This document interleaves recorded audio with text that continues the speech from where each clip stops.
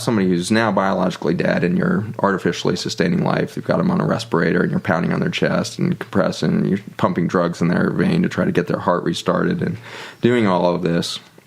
And they've meanwhile been in the ICU for a week or a few days or weeks, months in some cases before they have this moment. And by this time, they've been isolated away from humans for quite some time. They're only touched by latex gloved hands. Only people with gowns on will come and see them. They have masks on. They haven't seen a human face close up in months. They're just so isolated and lonely. And they go into this moment on the other side. And then we start working on them and doing our code. And as the hero depicted on TV, you become that doctor that pulls somebody back from that other side of the veil. And it was startling as, I moved past my internship and started to be kind of a senior resident in these environments and really responsible for being around these patients for hours after these experiences. They all told such a similar story on the other side of biologic life, and it had to do with a little bit of a typical story that you might see in the movies or something where they saw white light and there was a sense of expansion and all this. But there was one sentence that came back again and again, and I had one ICU shift that was very weird. I had one ICU shift where I worked for 36 hours shift, and during that night, in the middle of my 36-hour shift, I see 3 people die, and I bring them all back with my team. And to the last one of those 3, every single one of them, their first sentence was always, "Why did you bring me back?" Which always kind of deflated my win. All of them said that? Yeah, they all said, "Why did you bring me back?" And the variety was huge. One of these was an African-American pastor, had over 200 visitors in his ICU room in the days before he passed away. And the other one was, this very isolated, kind of ostracized gentleman in his community who was dying of complications of AIDS. And then I had this kid who had genetic defects and all this stuff, and he was dying of complications of pneumonia because he couldn't breathe anymore because his skeleton had collapsed. So you just couldn't pick 3 different medical cases or 3 different human beings.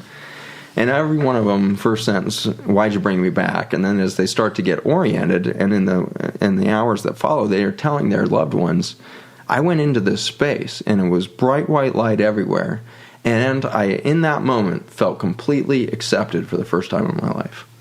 And that was an unexpected sentence to hear out of multiple accounts. I felt completely accepted for the first time in my life. So what do you make of that? I think we're all walking around lonely as hell.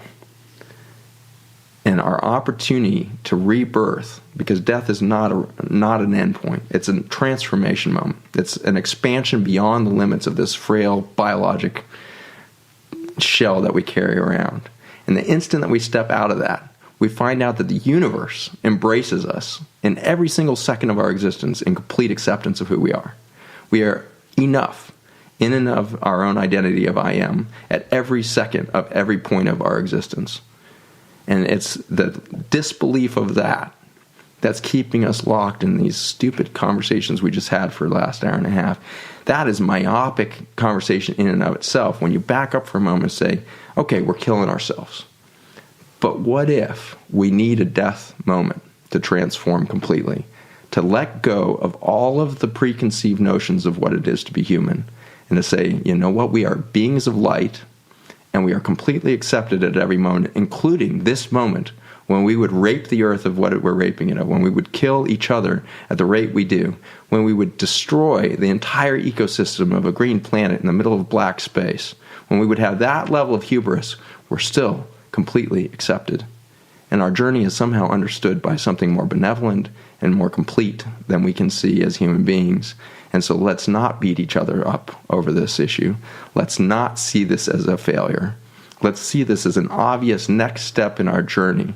And death is the inevitable thing marching at us that's going to say, are you going to wake up and see the transformation at that moment of death and transformation, and you're going to say goodbye, Homo sapiens?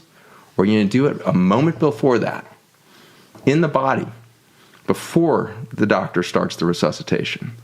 Are you going to say, you know what? What if we all looked at each other in wonder and awe and said, you're enough. I accept you completely. I want to be with you. I want to live with you. I want to be alive, period. And if it's with you, then it must be on purpose because we're in the same room. And the odds of that is 0. And so we are here. 7 billion of us showed up right now, which is really odd, because I just laid out a horrific story of what's happening on the planet. And yet 7 billion of those white souls that seconds after death are going to realize that they are who they've always been. They're fully accepted. And they are moving in true love. And that white light is the love. And they're in that space. What if we can transform before we die? Then there's no reason to go to Mars. There's no reason to go anywhere else, because we will do absolutely every single thing differently here on Earth. And we're going to do it differently by just that simple recognition of I am who I am, you are who you are. That's enough, and I accept you completely. And let's figure out how to do this within the design of nature. There's enough energy, there's enough food, there's enough soil, there's enough commodities, there's enough resources for everybody on the planet to thrive at a level that's never been experienced in human history. We cannot continue any form of human economic systems that have ever existed before and expect us to escape the death moment. We literally have to reinvent everything. And so if you are under the age of 18 right now, you are the last generation that may live to the fullest extent of the human potential. It is you who are being called to transform because you showed up right when you did. If my generation is to do anything, it was to say, oh my gosh, we're going in the wrong direction. But my generation doesn't have enough time now to turn the boat around, reinvent everything. And so our mission is not to inspire the farmers that are currently fighting the good fight. It's to inspire their children to do the right thing and do it differently, connected to new children who are in the cities, who are in the tech world, wherever they are. Connect those kids back, give them a sense of that unity, give them a sense of the oneness, and give us all a sense that this is the inescapable optimism, as we are going to transform, period.